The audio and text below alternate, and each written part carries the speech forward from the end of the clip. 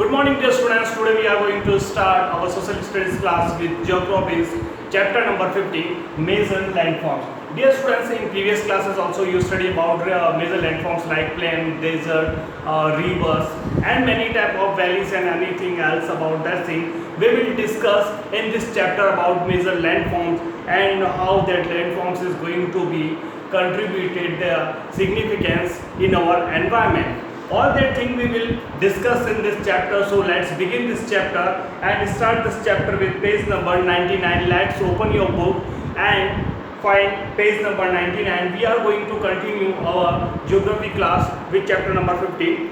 You have already studied about endogenic and exogenic forces in previous classes. Already you know that many type of forces are taken off by the earth. That type of forces are known as endogenic and exogenic. We know that endogenic means such a type of forces whichever create inside of the earth, and exogenic means creating from outside of the earth, like any type of the natural calamity, and that type of thing will be known as exogenic. You know that various landforms on the earth's surface are formed by the various endogenic forces. On the other hand, exogenic forces tend to reduce the elevation of the existing landforms. Means we can say that whatever we see nearby us, like many type of landforms or many type of creatures in our environment, we can say that that type of thing will be made by exogenic or endogenic forces. We can say that a big contribution of exogenic and endogenic forces is there. Exogenic or external forces occur at a slow and steady pace.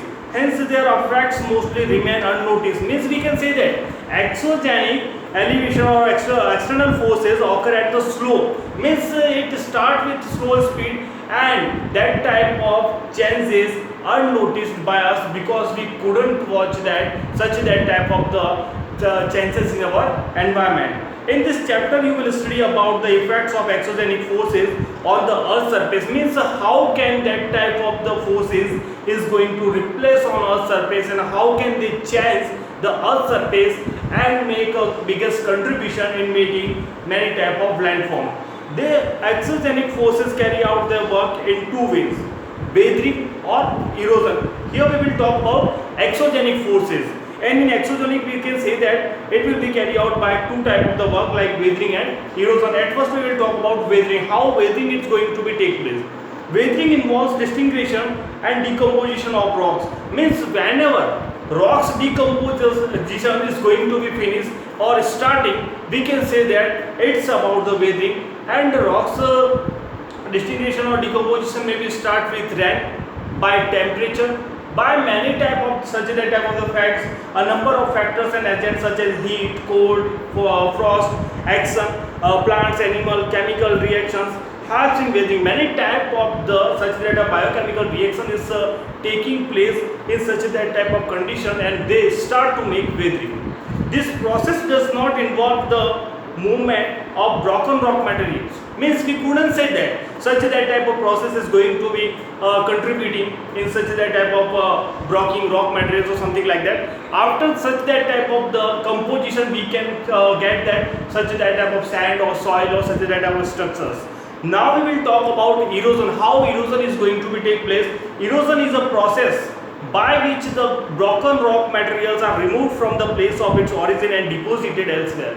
Means whenever weathering of rock is going to take place at a place, and after that by the wind, by the water or by any other factor, that type of pieces, that type of broken rock materials removed from that place and deposited elsewhere. Means not at that place, from that place to elsewhere, that is known as erosion. Weathering is generally followed by erosion. The main agents of erosion are running water. We can say that it is the biggest factor for erosion. Running water means we can say that river, sea waves, moving ice like glacier and wind. The transported materials are deposited at different places. Thus different landforms are created by the agents of erosion and deposition. Means we can say that different landforms created many type of erosion and the deposition. Because of that we can get such that type of the silt, soil, clay or any other type of the soil.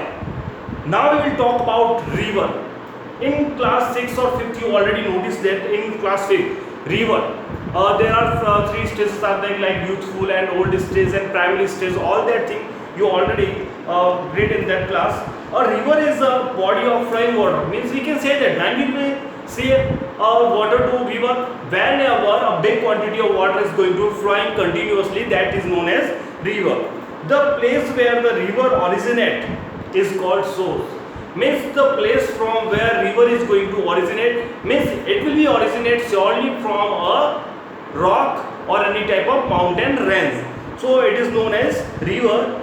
Henceforth, the river moves down the slope in a valley.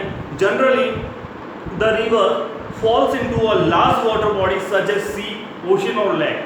Means we can say that at the old stage, at the last stage, river is going to be mixed with ocean, sea or any other type of the lake. The place where the river joins another water body is called the mouth. Means one river is going continuously, after that one another river is going to be mixing in that one, then we can say that it is the mouth. The area drained by the river and its tributaries is called river basin. Means such that type of places that are going to be just drained by that type of river or that tributaries, that is known as river basin. The running water in the river carries out its work in 3 days. How? First, it erodes the rock over which it flows. It erodes the rock over which it flows. Means if any river is going to be flow over a rock, then surely it will be going to be eroded or weathered. It transports the eroded material. Eroded material means from one place to another, it is going to be deposited elsewhere. It deposits the materials which it has transported. Means whatever is going to be transported from one place to another place is going to be deposited. The erosional work of the river results in the widening and deepening of the river valley. Such a valley is called a V-shaped valley. A diagram is already given in your textbook. You can watch that. Such that type of valley, you can watch that it is like a English alphabet V. V-shaped valley is here. Means we can say that whenever river is going to be take places from that type of the places, and that type of places is going to be eroded by river, and the river moves swiftly from that area or hilly area, and such that type of V-shaped valley you can watch at that places. Thus there is a more erosion and transportation. Means we can say that if we are going to talk about V-shaped valley, then we can say that more erosion and more transportation of sediments. What we are going to talk about here? About the sediments, more erosion and more transportation is going to be take place here, and no deposition will be here, because at this place river's speed is going to be continuously going on. When the water of the river falls almost vertically down a steep valley side, a waterfall is formed. Means whenever a water of the river fall almost vertically steep fall down and from valley down, like such that type of places will be there, and suddenly that water is going to be continuously coming from up to down, then we can say that that is known as a waterfall, or that type of the situation will be known as the waterfall condition. And they are important because they can be used to generate hydroelectricity. As you know that from water we can create hydroelectricity also. We will use turbine, and after that turbine is going to be moving on, and after that whatever is going to be generating energy, that will be deposited in the form of the battery or anywhere else, and we can directly grid also we can supply for that type of electricity. So we can say that whenever such that type of places are there, like waterfall, if water is going to be falling from the upside of the hill or mountain ranges, then we can set any type of turbine there, and we can make any type of hydroelectricity power plant at that place. The steep sloping segment of the swift flowing river is called a rapid. Rapid means fast. It's going to be continuously fast flowing at that places. In India, the highest waterfall, if we are going to talk about India's highest waterfall, then we can say that it is Jog or Girospa Falls is located in the Saharavati river in Karnataka. It is about 260 meter high. What's about its height? 260 meter high. The highest waterfall in the world is the Salto Anzal Falls, and height is about 975 meter high.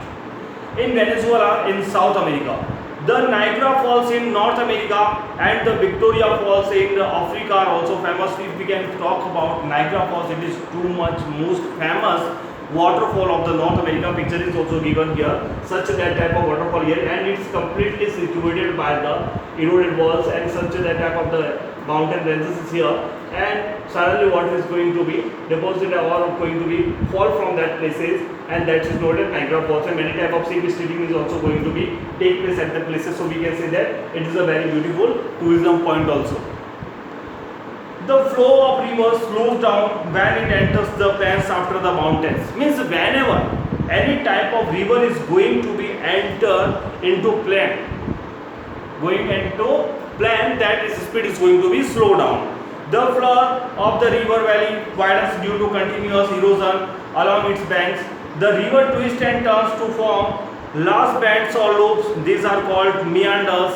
Means whenever river is going to be twist and turn, many type of the shapes is going to be taken place by river, then that type of things is known as the meanders.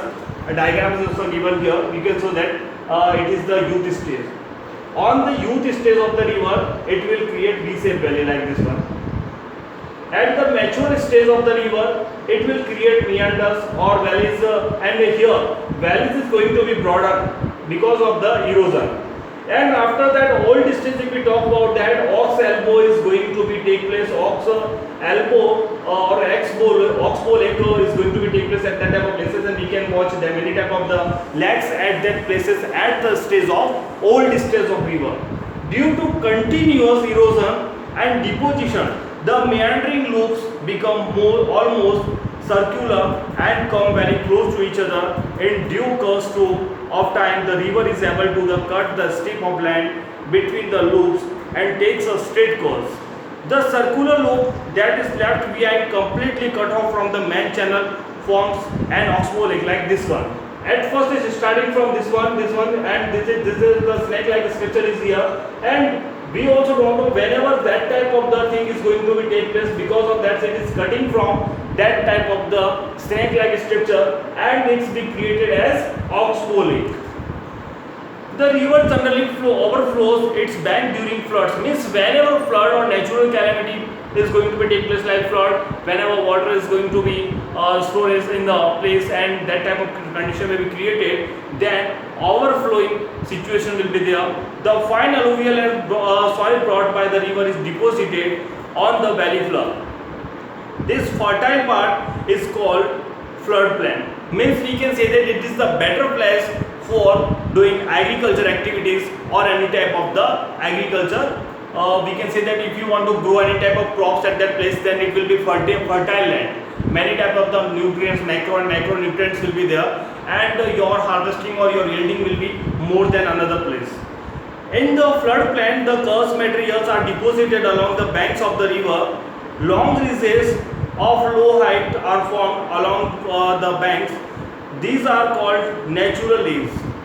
When the river reaches its mouth, when river is going to be reaches nearby its mouth, it carries a large volume of water and alluvium. Alluvium means the remaining part of the soil sealed clay. The excess load is deposited as sandbar in the wide river channel. This divides the main channel into several channels which are called distributaries. The deposition of sediments form a triangular shaped land between the distributaries. This is called delta. Means such that type of places you can watch there. It is the delta of river Nile. You can watch that it is surrounded by completely water, and this is the place where the deposition of the sand or sedimentation will be there. So we can say that such that type of places, it is the form of a Greek symbol, Greek letter delta, so it is known as delta. And if we talk about India's most delta, then we can say that India's largest delta is the Sundarban delta, and it's made by Ganga and Brahmaputra river. And if we are going to talk about sea waves, dear students, till now in this chapter major landforms we discussed about weathering, erosion. Weathering, you know that because of exogenic and endogenic forces, many type of changes is going to be taken place. And with this, in this weathering, if we are especially going to talk about weathering, then we will think about the rocks.